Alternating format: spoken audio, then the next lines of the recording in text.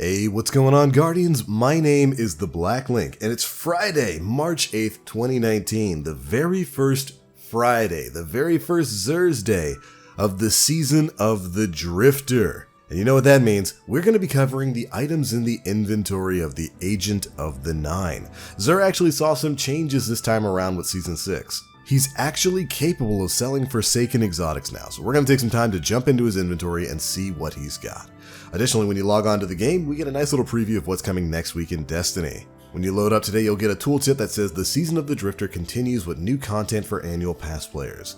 Next week, you're going to be able to visit Xur to receive an Invitation of the Nine. You'll be able to test your metal in Tier 3 of the Reckoning, and we'll also be starting on the path to acquiring Thorn. It's going to be a busy one, but let's see what the Agent of the Nine has got. This week, Xur is located in the Tower Hangar. So, you can load up the tower, head over to the hangar, and Xur will be located in the back. Let's go ahead and see what he's got. And first things first, hooray! He's actually doing it. He's actually selling Forsaken exotics for everyone except, of course, the class that yours truly plays, the Warlock. Let's go ahead and dive on into this nonsense. First up, we have the Faded Engram. You can buy this for a total of 91 legendary shards. It still only grants Year 1 exotics though, so if you haven't gotten all of your Year 1 exotics for your collections, this is a worthwhile purchase so you can get those weapons finished up. But if you've got everything from Year 1, you don't need to spend any legendary shards on this. Alright, for the weapon he's got for sale this week, first up is the Trinity Ghoul exotic bow. This is actually one of my favorite bows in the game. The Trinity Ghoul comes with the ability Split Electron. Fires an arrow that splits when released. Aiming down sights and fully drawing the bow both decrease the spread. It also comes with high tension string for greatly increased accuracy, slightly slower draw time, and a slightly decreased ability. Compact arrow shaft, which increases capacity. And finally, its special trait, Lightning Rod. Precision kills grant the next shot chain lightning capabilities. That chain lightning capability there is really what makes this weapon fantastic for ad clearing in PvE. Anytime there's an arc singe on, you can just kind of jump in there and blow up entire waves of enemies with single shots. It's great. Definitely makes this one of the more fun bows to play with in my opinion. But alright, next up for Warlocks, the exotic armor we've got is the Ophidian Aspects. These come with the ability Cobra Totemic.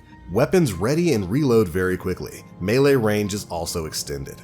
It's got increased mobility as well as increased resilience mods, and then it's got fusion rifle loader, hand cannon loader, as well as impact induction. Causing damage with a melee attack reduces your grenade cooldown. Finally, we've got sniper rifle scavenger as well as machine gun scavenger. I gotta say, I'm a little bit sad that there wasn't a new Warlock exotic being sold. I've already got all the Warlock exotics for Forsaken, but when you see what's coming up next, you'll understand my disappointment as a Warlock main. Alright, next up we've got the Oathkeepers for Hunters. These bad boys come with the ability Adamantine Brace. Bow charges can be held indefinitely. This basically means you can draw an arrow on a bow and not have to worry about the game auto-firing it after a set period of time. These gauntlets actually kind of work well with the Le Monarch bow that you can get from the forges. Anyways, this also comes with increased mobility as well as increased resilience, fusion rifle loader, hand cannon loader, as well as impact induction once again. Finally, sniper rifle scavenger and machine gun scavenger. Overall, not too bad of a roll, although of course, you would like to see some bow buffs on this bow gauntlet. Anyways, finally for Titans, we've got the Ursa Furiosa. This thing is massive. These gauntlets used to be a bit of a titan of terror in both PvE and PvP, and they're still really good. They come with the ability Ursine Guard. Move faster while guarding when Sentinel Shield is active. Guarded damage converts to super energy when the super ends. Basically, when you pop your Sentinel Shield, you can sit there and block damage. If you block enough damage, it just straight up gives you enough energy to start your super again once your energy runs out. This is one of those exotics that can basically give you 100% uptime for your super if you're using it correctly. It was really fun to play with when Forsaken first came out. I do believe they saw a little bit of a change, reducing some of the energy that you get back from normal attacks, but it's still perfectly possible to get your entire super back if you're blocking really big shots. It also comes with increased resilience as well as increased health recovery, and then of course for the traits, it's got the exact same perks as the other two pieces of armor. Definitely a worthwhile purchase. If you're a Titan out there, this is actually going to be a great purchase for this week. If you're somebody who's trying to farm for the new Vanguard Pinnacle weapon, the Oxygen SR3, the Ursa Furiosa on a Sentinel build is actually going to be your best friend. You can just load up a strike, head into a lost sector, or get to a boss and sit there, pop your super, throw up a guard, and just start generating orbs to get that step done in no time flat. Definitely worthwhile. I would definitely recommend you Guardians pick this up this week. Alright, of course, the last thing he's got is the Five of Swords, which is the legendary Nightfall card. If you haven't picked this up already, well, I don't really know what you're doing, but this is what allows you to change your modifiers on Nightfalls.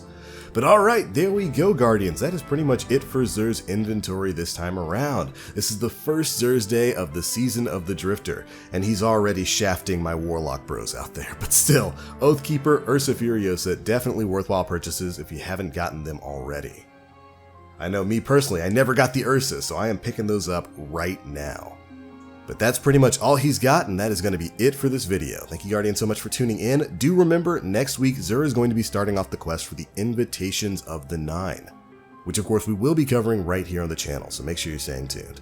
Anyways, what did you pick up from Xur today? How do you feel about him finally selling Forsaken Exotics? Be sure to leave me your thoughts down in the comment section below.